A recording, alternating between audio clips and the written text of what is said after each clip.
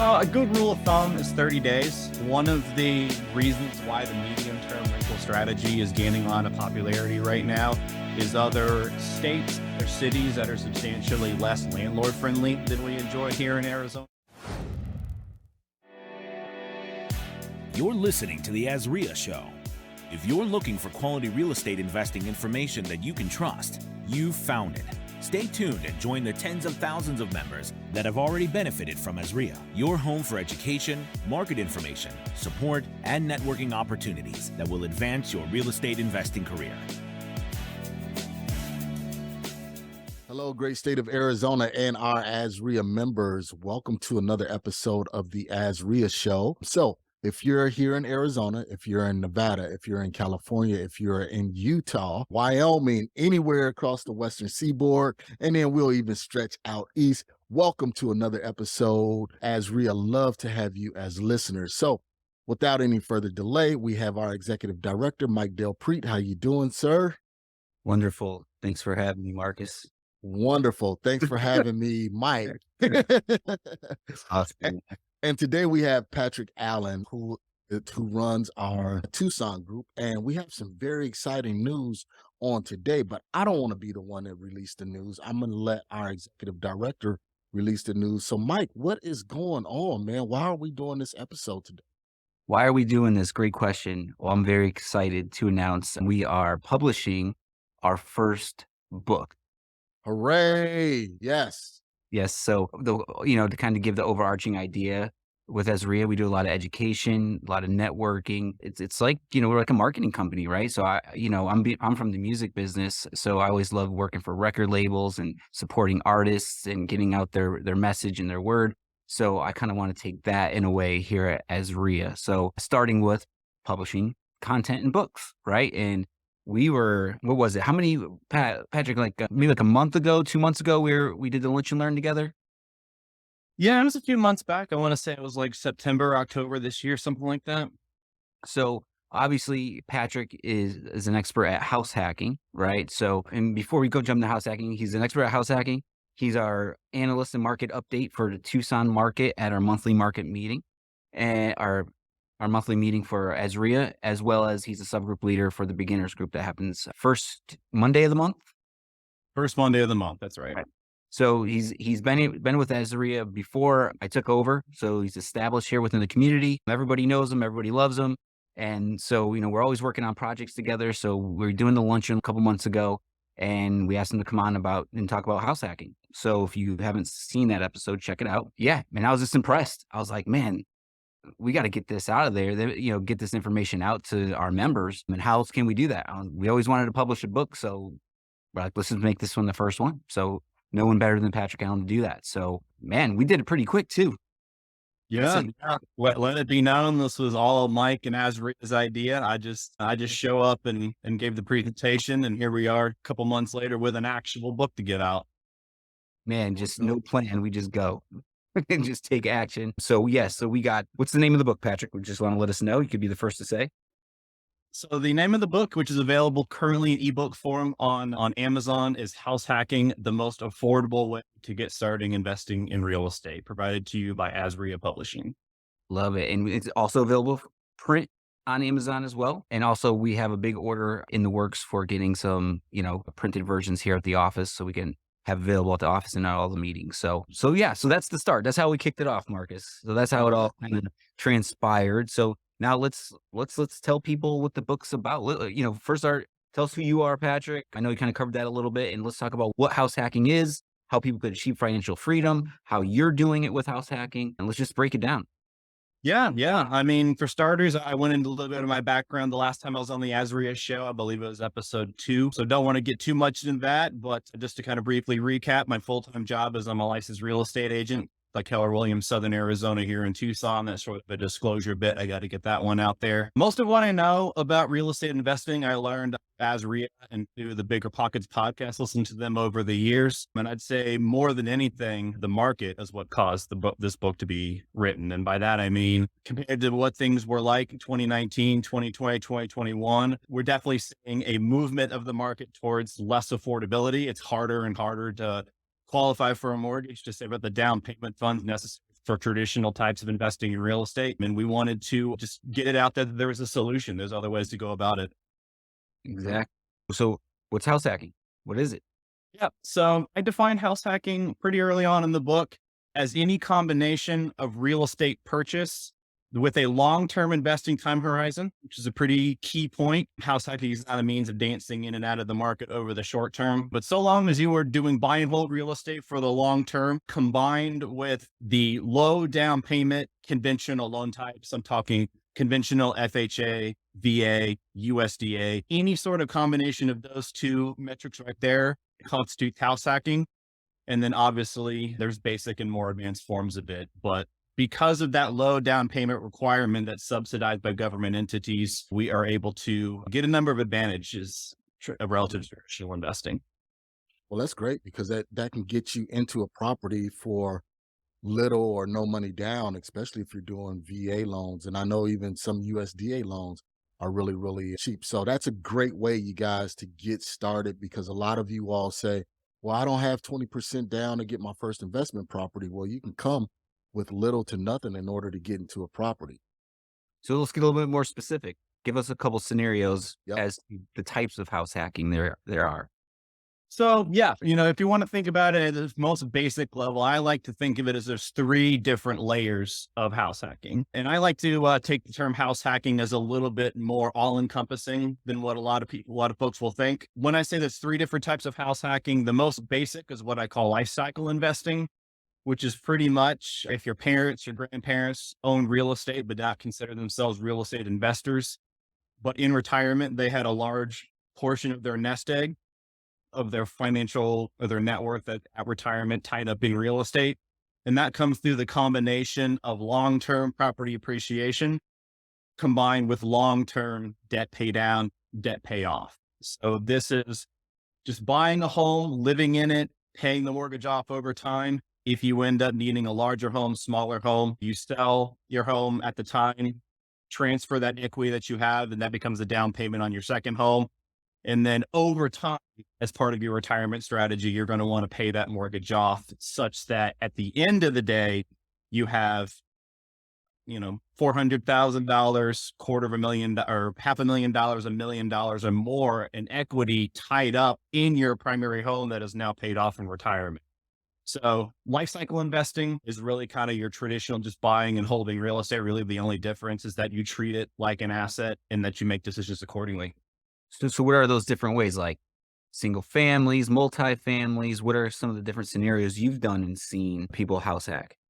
Yes, yes, and yes. I mean, house hacking can be done with any sort of asset type. If we're talking about life cycle investing, the stage 1 type of investing strategy, it's really any home that you would want to live in, to be honest with you. The only rule for this type of investing that we're talking about is that you are not allowed to pull equity out of your home to take it out of real estate. So you can't use it to fund vacations, buy boats, cars, anything like that.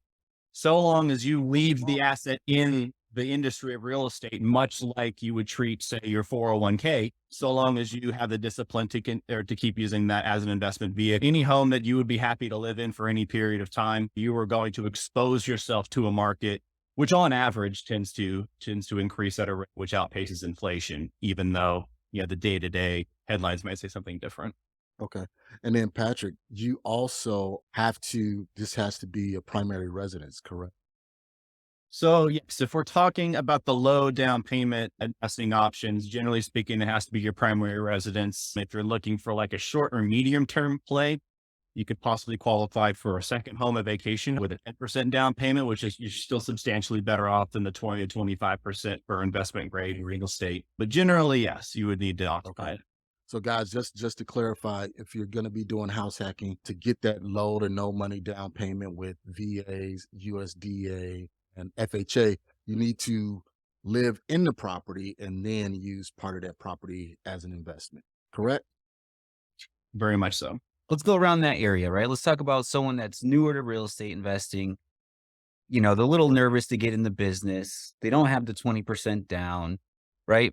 Whatever it may be. So what are the scenarios they're going to go through, right? They get a house. And so you're saying you got to live in it, like Marcus said, as a primary, and you rent out the bedrooms is where we're.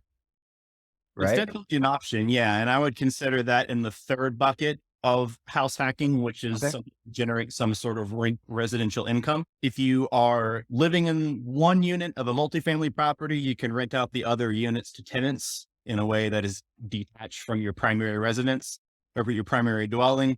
Or you could do exactly like Mike said, say renting out a 2-bedroom condo, renting out the bedroom that you're now living in, or say what I actually did was buying a 3-bed, 2-bath house and trying to get 2 roommates. I never actually successfully got 2 roommates to stay in the property at the same time, but it still did okay for me over the years. Well, that's good, right? Like, so it didn't really work out with the bedrooms personally, but it does work. People do it. But there's some like skills you're learning from house hacking, right? Like, you know what I mean? So it's like, what kind of skills do you pick up as a new investor doing the house hacking method? So I like thinking of house hacking as real estate investing on training wheels. And you can think of it from the perspective of it shortens the amount of time that you need to wait before you can buy that first investment property. So you can begin accumulating experience. It starts the clock sooner than that. And then to whatever extent you want to take on any level of rehab, or to whatever extent you want to learn what it is to be a property manager, house hacking is a great way to get started in both of those. And so we've mentioned life cycle investing, which is just buying a home and living in it.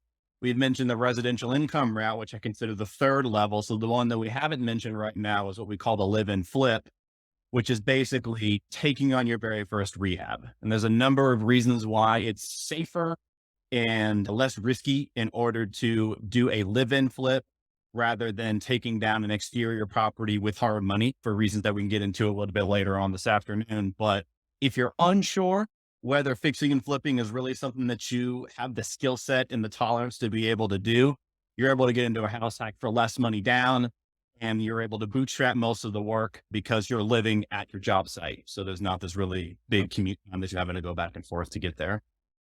Great, great. I got a good story for you guys if you would like for me to share. What do you got? Actually, my first primary residence was a live-in flip. So I didn't know anything about house hacking at the time. We had found a property, it was USDA. We put a little bit of nothing down and it just needed like a lot of cosmetics. We moved into it, we lived in it for 2 years, and then we moved out here to Arizona. So that's really kind of one of the ways I got my hands, wet and into rehab. And because of that, you just brought it to my attention that that's what we did on our first primary residence.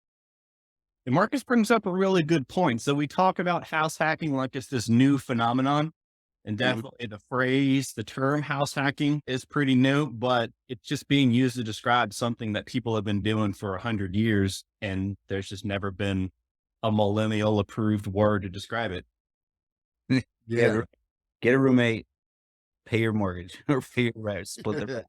Right. Simple as that, but that's what it does. So we talked about, there's the house, rent out get a low down payment, 3.5%, leverage your credit, your job history, buy a house, rent out the other rooms.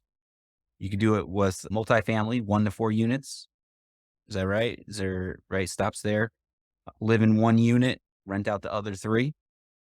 Yes. If we're talking about traditional financing, qualified mortgages, you can buy a property up to 4 units. If we're looking at 5 units, 6 units and more, this is not what we call commercial, and it no longer applies for FHA, VA, loan down payment financing. But up to 4 units, something that you can. And just to briefly circle back, Mike, something that you had mentioned, or I should say I had mentioned, and you had clarified about how I lost money on that first deal. When we're talking about house hacking and we're talking about losing money or having out-of-pocket expenses, really what you're doing is paying a small percentage of the mortgage payment that you were going to have to pay anyway.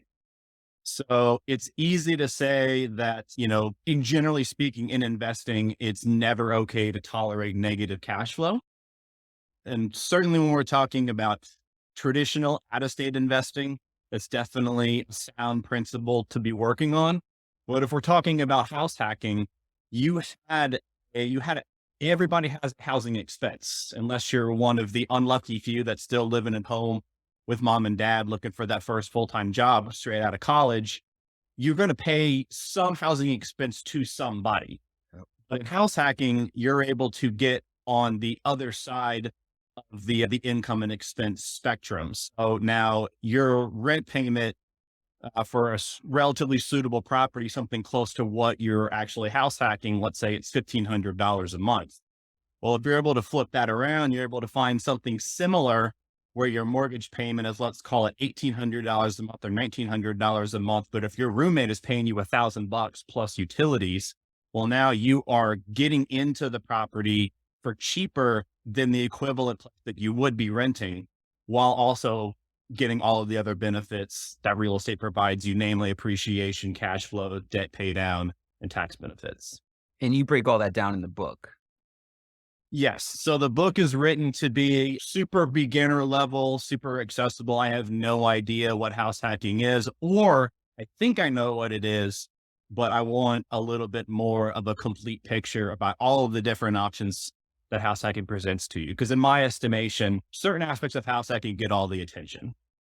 Love it. So we are in our podcast interview. So like I said, I went live on Instagram. So I got a question. Patrick, are you able to use potential income from other units of a multifamily to get approved initially?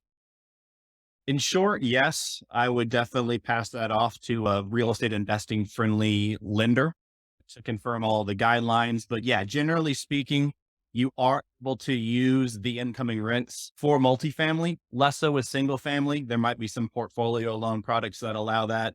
But realistically, if we're talking about buying a triplex or a fourplex, the lender is going to say you can only reasonably occupy one of those 4 units at one time.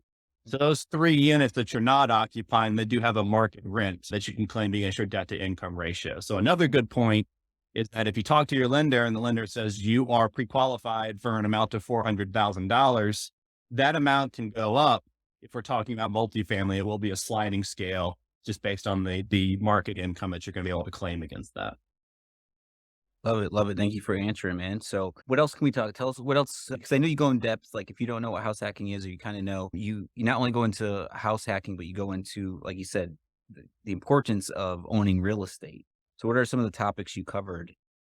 Yeah, so just to give a quick overview of the skeleton of the table of contents, we'll call it. We first start off by defining what is house hacking, namely some sort of long-term investment purchase combined with a low down payment loan. We look at the different way that real estate makes money, namely appreciation, cash flow, debt pay down, and tax benefits. And then much in the same way that I organized the initial lunch and learn, we compare house hacking head to head against 3 different types of investing in real estate that is often pitched as great ways for beginners to get started. We compare to traditional buy and hold investing, what's called out-of-state investing with the 20 to 25% down payment, as well as to BRRRR investing, buy, rehab, rent, refinance, repeat, as well as wholesaling. And then at the end there, I threw a couple of anecdotes about the 2 different house hacks that I've gotten into over the last couple of years. One being a single family with roommates, the other being a traditional multifamily where I'm renting out the extra bedrooms. Okay. So let's kind of talk about the multifamily one that you did, if you don't mind. So how did you find it? Why did you think about doing the house hack? Kind of take us into Patrick Allen's world on that one. Yeah. So one of the things that I like a lot about investing in general, but definitely about house hacking, is that you can use your own personality to figure out what type of investing that I wanted to get into. And for me, that answer was very much short and medium term rentals. From the way that I see it, there's a couple of benefits that short-term rentals offer that long-term rentals don't. Number one, not only am I really, really bad at keeping my house clean, but I am equally as bad about cleaning my other investment properties. I have plenty of feedback on my Yelp review, my Airbnb reviews, just to say that. So from the very beginning, I wanted to engineer a situation where if I am consistently having my 2 rental properties cleaned through normal guest turnover, it would be cheap and easy to just have my cleaner, come straight into my property and clean it up while she's on. And that way it can be Another little hack there. Yeah, that's a nice little maid service hack. a little bit. Another big reason we're recording this in early December of 2022, which means that not less than a month ago, my parents, for only the second time since I moved to Arizona from the East Coast, they came and visited me. And I'll go ahead and say it right now. There's no way that the four of them would have taken the time to come out and see me if they did not have a free place to stay. So we talk about, the legacy piece. We talk about, making amazing things happen. The fact that I had somewhere that's connected to my primary residence that is beautifully renovated and lovingly furnished. It was an incredible week that we were able to have together because I don't have a tenant that's tying up for 12 months at a time. Love it, man. So it's a triplex, you said, right? It's a triplex. Yeah. So it's a duplex that's back from the road, and there's a detached third unit. And so you live in one of the units for this project? So I live in one half of the duplex. And so my investment units is a 2-bedroom, 2-bath, the other half of my duplex, which I shoot to rent out for about $200 a night, averaged over the year. And then the detached unit is a 1-bedroom, 1-bath. That's obviously much more economical, that I'm shooting for more like 100 and 110. That one we just got rented out and established as recently as October this past year. So you're using them both as short-term rentals? Yes, short to medium-term rentals. So I had much better success with let's call them traveling nurses, traveling corporate throughout the summertime. But now that we're entering January, February, and March, it's obviously peak season for short term. So another benefit is having that flexibility to hit it mid-year and saying, okay, one isn't working. Let me, short term isn't working as well as I wanted to. Let me go into medium term, and then I can flip back when the market changes. Can you just let everyone know, just for those that don't know, what short-term and medium-term mean? So a good rule of thumb is 30 days. One of the reasons why the medium-term rental strategy is gaining a lot of popularity right now is other states, other cities that are substantially less landlord-friendly than we enjoy here in Arizona. They're rolling out a lot of regulations which say that you may not rent out this property for a period lasting less than 30 days. So a good example of this is what we're seeing happen in Hawaii. So it basically grandfathers in any current short-term rental properties, but if you as an investor want to own a place in Hawaii and rent it out part-time of the year to help cover expenses, you now may no longer do that on Airbnb unless the tenant is staying 30 days or more. Which leads into the midterm. Yep. God, short-term, midterm, long-term. And I like the flexibility. So it's like when you are analyzing these deals, if someone wants to go get started and, and do this, would you suggest they analyze it like a long-term traditional first, then get creative with Airbnb and stuff like that? What are your thoughts on that?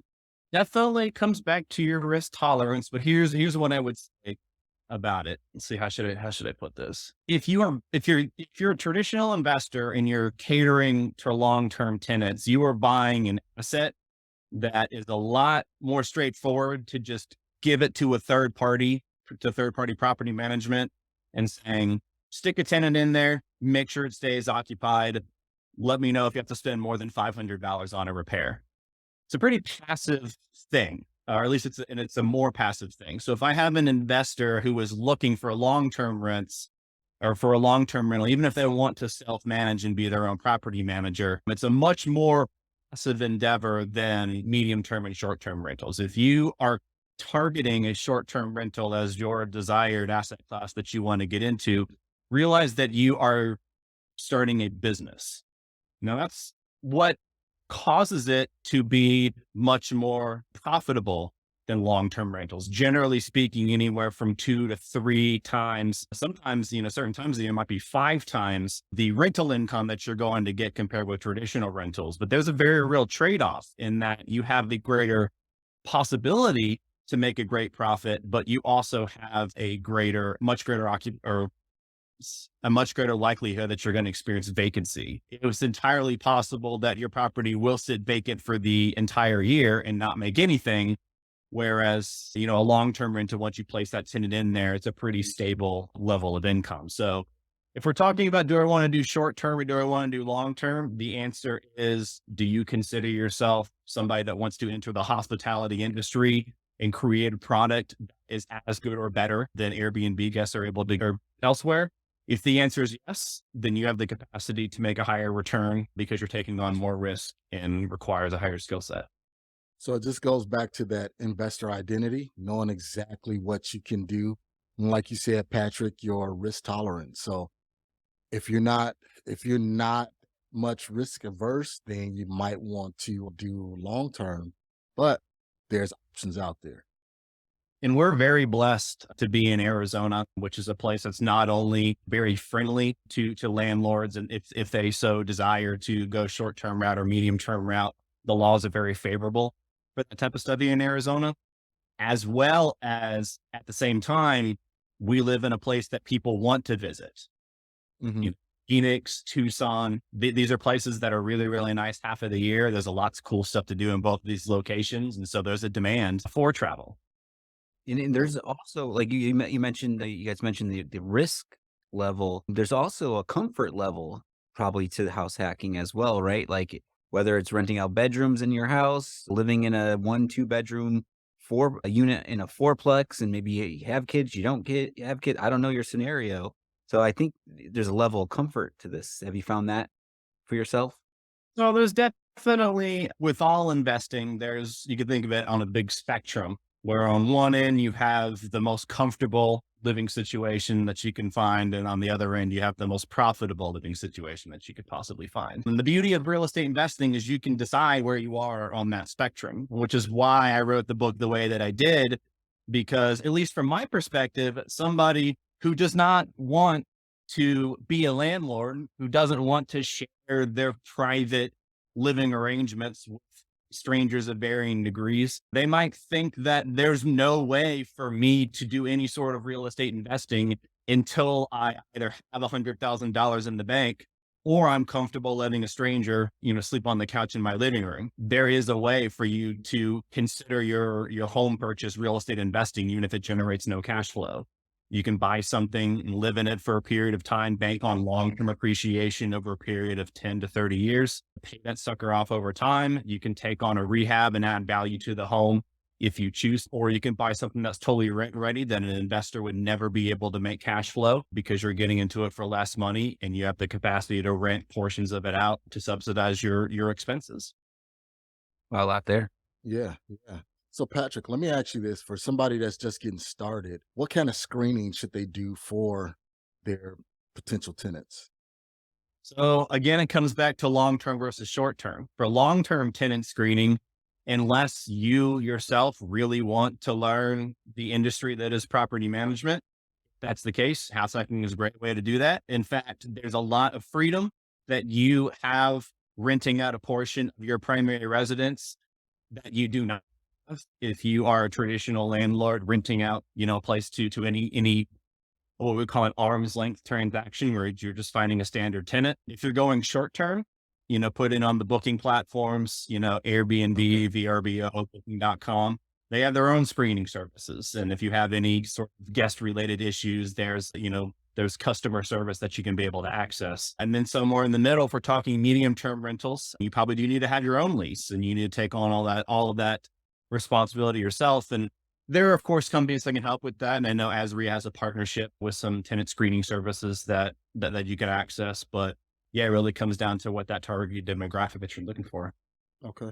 Because I know some people, they'll be thinking, okay, well, if I'm renting out bedrooms in my house and it's not a long-term tenant, I'm not doing a background check, everything like that. And they may fit within that medium term to where it's not like they're going through the third-party services. So it's like, all right, well, how do I know if this person is not a killer or rapist or anything like that? And I'm just thinking way off the deep end on a negative spectrum, because I know a lot of beginners, they may have those thoughts and those queries about doing the midterm tenants. You could still the midterm, you mean? Like, yeah, you still do background, like Rent Perfect. They'll still do background checks on anybody. Great lead in, Mike. That's where I was going. So you guys can go to Rent Perfect and get a lot of that information if you want to do background screenings. So that's Rent Perfect. Yo, we got off track though. So we got back to your Patrick's triplex. So you got living in 1, 2 Airbnb or short-term, midterm, depending on what's going on. So how'd you buy it? How'd you find it? Was it junky? Was it turnkey? Yep. How was it? I found the kind of property that every real estate investor wants to find, something with good bones. They just put a new HVAC system in it. Roof was in good shape, but cosmetically, everything on the interior needed to go. I bought in July of 2021. So I consider myself very lucky that I got my offer accepted, because I did not get my offer accepted right away. But, we were able to work it out. I barely got through the appraisal process, not because the property didn't appraise for the correct price that it needed to be. It, in fact, appraised above our contract price, but the fact that the rents came in really, really low, it triggered this incredibly obscure rule called the FHA self-sufficiency test. In any case, all that to say that I could not have paid $1 more for the property and qualified for the loan. So it worked out in that way, but I was very happy to tie up a sub 3% 30-year fixed rate loan on top of buying the triplex that I was hoping to get into. I love where I live because it's close to the best bar in town. It's 1 mile from the Tucson bike path, and it's walking distance to the best dog park in the city. So again, when you are buying a property, whether it's a house, something that you're going to be living into, it's cool to know that you can fit your own personality into the asset class that you choose to work in. And did you pick this up on MLS, or was it like off market? This was an MLS property. So like I had mentioned, I'm a full-time job as a real estate agent down here in Tucson. I know the multifamily inventory really well. As a real estate agent, I specialize in working with house hackers. So I knew exactly what I was looking for. I knew exactly where it was going to be. I knew the maximum amount of property that I could afford. And so I wish I could say that I saw it and knew immediately that it was mine. But really, it was the first property that hit the market 2 days after my pre-qualification was approved. And I wrote the best offer that I could, and I got that deal, and I stopped looking. Wow. Timing. Well, that's what I like about house hacking, because, like Marcus and I, we do the Deal Finders Club. So it's all about off market, motivated sellers, distressed properties, below market cash kind of stuff. But if you're new and you don't have time, you're working full time to learn all that and put out the marketing campaigns, you can just call an agent and go straight to MLS and house hack a property. And it's best to think of house hacking as a beginner friendly way of investing in real estate. And that's something else that we cover in the book. Although we spend half or more of the book's length comparing house hacking to other forms of real estate investing, and I build an argument for why it makes sense to start house hacking more so than these other strategies. But the reality is it's just one more tool in your investor toolbox. Okay. So what else? So what else about the triplex? So you Yeah. renovated it? So you had to renovate it, or no? Yep. So in order to do the short term, it works best if you furnish it. So yeah, I didn't swing any hammers myself. That is not within my God-given skill set. I have no desire whatsoever to take on any rehabs myself, but I linked up with a general contractor that I met through a referral. Just a little bit of home equity that I had in an investment property that I had house hacked, the first one, the 3-bedroom, 2-bath that I jokingly said lost me money. It funded, the first half of my rehab.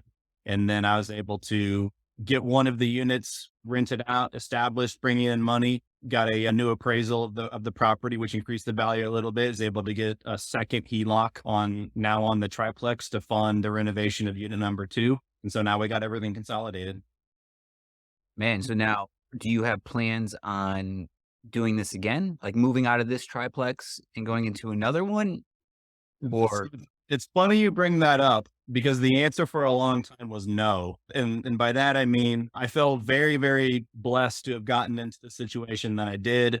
It's been a whole lot of pain finding a property. It's been a whole lot of pain renovating the property. It's been a whole lot of pain keeping tenants in the property. I still have not renovated the interior of my unit. I'm still slumming it. So very much the goal was to stay in it for 5 years or 10 years and just take a deep breath and enjoy being in a property that I enjoy owning, that's making cash flow for me, that is proof of concept. And I wanted to just stay there for a really long time, up until I went to the Bigger Pockets conference this past year in San Diego, surrounded myself with other likewise investors. I came home knowing there is no staying in a property for 10 years and just being happy with it, because the reality is I want to buy more real estate. And if you want to buy more real estate, but not put $100,000 down to get into your next property, then the answer is probably house hack. And you can do this every year, right? Like, because the rule is, right, you got to live in the house. If they give you a FHA loan or whatever it is, you got to live in there for about a year. And then, you rent it all. You move out of one of the units, you rent it out, and then you can go get pre-qualified and do it again. So every year, if you're flexible and comfortable, you could keep doing this. Exactly. Yeah, you have to intend to occupy the property as your primary residence within 60 days of closing. And then after that, if your situation changes, your situation changes. Just a conversation that you need to have with your loan officer, who's have a conversation with your underwriter. But I guess to answer your question more directly, I don't want to refinance my FHA loan for a large part because it is a really low mortgage payment. I want to keep it back. So for me, that locks me out of another multifamily house type purchase. So what I want to do instead is maybe buy a single family home and turn it into a multifamily property via what I'm trying to popularize, the phrase, the Frankenstein house hack. What's that now? So I don't know if we're familiar with the term, but I'm sure we're all familiar with the asset type. Have you ever been into one of those mid-century properties with 17 additions and you got to walk through 2 bedrooms in order to get to the only way to get out into the backyard? Well, we call those Frankenstein houses because you take a house and then you just start attaching random body parts to it until you get this monstrous property, what we call functionally obsolete. So yes, there's a lot of square footage, there's a lot of bedroom, bathroom count, but the layout of the property is not something that adheres to the preferences of the traditional retail home buyer. And so for that reason, as a fix and flip or a value add investor, you're able to get into the property and correct this issue, make it a more functional floor plan, and you can collect a return for that skill that you have and that you take on. So the Frankenstein house hack is basically taking that same concept, but applying it in reverse direction. So I guess more specifically, my goal is to buy a 3-bedroom, 2-bath or a 4-bedroom, 2-bath home, or some sort of home with let's say a shed with water and electricity already running to it that can easily be converted into an ADU. So I'm buying a home that is zoned single family and therefore qualifies for, let's call it a 5% down conventional loan. But through a renovation, I'm able to create additional dwelling units. So I'm able to have, I'm able to turn a single family home into a duplex, which again is going to provide me with the rent of the residential income to offset my mortgage payment. All right. So we can pin that, the FHH, the Frankenstein house hack. It's going to be a thing. And that's your next project. That's what your goal is for your next project. That's my goal. Yeah. First thing I need to do is renovate my owner's unit. And then I need to, pay off all of the various HELOCs that I used to fund the other projects. Yeah, that's the goal next year, to either buy a home in 2023, 2024, or whatever it looks like. I'm talking to my CPA right now and figuring out what I need to do to make this happen. Awesome, man. Oh, that's sweet. So everybody, you guys can get the book on Amazon. Special pricing, AZREIA pricing, 99 cents, a whole 99 cents. You can get the book and you can start your journey as a house hacker, thanks to Patrick Allen and AZREIA putting this together. So what else we got, guys? Well, let's see. We got the digital and print version on Amazon. Like we said, we'll have print. With our order of prints are coming into the office in the next couple of weeks. But for that, I would say, Patrick, you could check out Patrick January 10th, right? So I'm hoping they come in a few days earlier and we got books at the Tucson meeting. So it's the second Tuesday of the month. Come check out Patrick. He does the market update, very detailed, which was very good. The one you did for December, we got a lot of compliments on that. So thanks for putting that together. So yeah, January 9th and 10th, it's wholesale month at AZREIA. So we're going to have January 9th in Phoenix at the venue 8600. We're going to do an all-star wholesale panel. We got Ramon Martinez of the Wholesale Sharks. We got Steve Trang of the Real Estate Disruptors. We got Jacob Blank, young, brilliant wholesaler. And then we have legend himself from Flip to Freedom, Sean Terry, coming in as well to be on the wholesale panel. Marcus and I will moderate that panel. And then, most importantly, Tina Tambor doing the market update. So that's going to be a big event. So I definitely want to get you out here in the Phoenix. Maybe we could put something together for you, Patrick, to, talk about the book and give you 10, 15 minutes in front of the group, the Phoenix group. I think would you want to do that? Yeah, man, I'm down. I know we have this friendly rivalry, Phoenix versus Tucson. We don't like driving having the road up to it, but given more reasons to. Yeah, then the next day, on the 10th, we drive down to We got Tucson. to drive down. So Yep.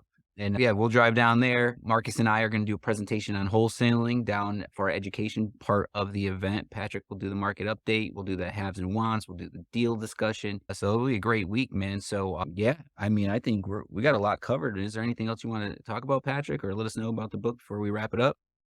Yeah, I mean, just, again, thanks so much to AZREIA Publishing for taking the reins on this one. It's such a cool organization to be a part of because there's just literally nothing that we have to sell you other than the education and the empowerment and the motivation that you need to take control of your own financial freedom moving forward. So that's why we priced the book the way that we did. That's why we are working on different ways of getting the same information to. And then as far as, ways that you can reach out to me, like we alluded to, I run the new investor subgroup of the RIA down here in Tucson. So if you are ever in town and wanting to be around some like-minded people on the first Monday of every single month, we meet up in person at the Keller Williams building down here in Tucson, River and Campbell, as well as on Zoom. So you people in Phoenix, Flagstaff, Nevada, Utah, we are always simulcasting everything that we meet or the meetups that we do here in Tucson on Zoom the first Monday of the month starting at 6 p.m. And what I like about your beginners group, can you explain the 7 months that you go through and where are you at in that process? So very briefly, the recurring, I guess, agenda that we have for those subgroups is the first meeting is identifying what you are buying and why relative to what your investing goals are. Then we go to how to establish your target market, which is what we just talked about, how to figure out which niche, or I should say, which submarket within Tucson is most likely to give you the type of properties that you're looking for. Next month, we have Mark Ross from Good Stewart Lending coming in to talk about how to fund the deal as well as how to find the deal.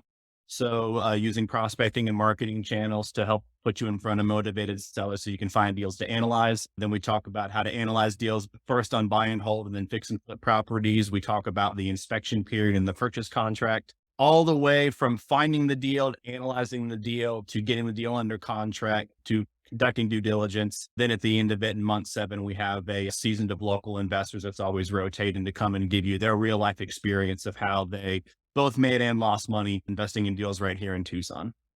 Love it, man. So if you're a member, you're a plus member, that's free. Simple as that. $249 for the year. You get you get 2 hours of class, right? 2 hours of class. Yeah. Unlimited information and Q&A. So, Yep. Marcus, any last words from yourself? Yeah, if you're not a member of AZREIA, I'm not sure what you're waiting for, go to AZREIA.com. Go to AZREIA.com. You can register right now. Become a member, just like Mike said, $249 for a plus member. You can go to all of the events, and that's for the year. I mean, where can you go and spend $250 and get all of this education for 1 year? So not sure what you're waiting for. I mean, those are my closing remarks. Become an AZREIA member, get out. If you're unsure, come to one of the events. It's only $20. Be a guest. Come and see if we're a good fit for you. Love it, man. Thank you, Marcus. So that's what we got. House Hacking, the first AZREIA book. House Hacking, the most affordable way to get started investing in real estate, written by Patrick Allen. How's it feel to be an author, Patrick? A little bit surreal. Yeah. And like I said, could not have done it without you guys. Again, we're just here. We're just here sharing information. We're trying to make your path to financial freedom a little bit quicker, a little bit less stressful than our own. Perfect.